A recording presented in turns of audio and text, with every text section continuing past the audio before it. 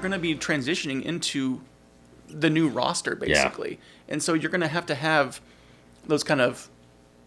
People are going to have to let go of what's been before and embrace what's coming as well, too. The pro wrestling rub, right? The legends have to give the rub to the new character so you get that new lineup is over. Although, here's a rumor, Mario, I don't know if you heard this or not, and Brian, you may, I don't know if you heard this too. There's a rumor going around that at the end of the multiverse saga, which is ending with, the Kang Dynasty and Secret Wars, Feige might be done.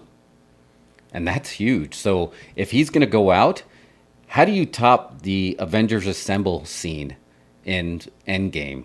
Well, now you get the new heroes, the old, and then is that when you're going to bring back Old Man Cap? Is that when Tony's going to come in? Is that when Tom Cruise is going to be, you're going to have, the X-Men, the Fox X-Men, that might be the big moment.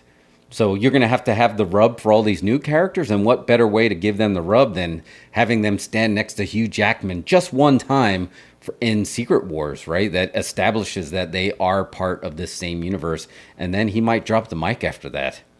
And I don't see why not. He's made, by that point, he will have made close to 50 Marvel films, so yeah, he might be ready to move on. And that's scary. Like, is that an RIP moment, as JJ put it, for the MCU if they don't have that one person? Because we see when you have lore and not somebody leading the way with vision, like in Star Wars, it's very shaky.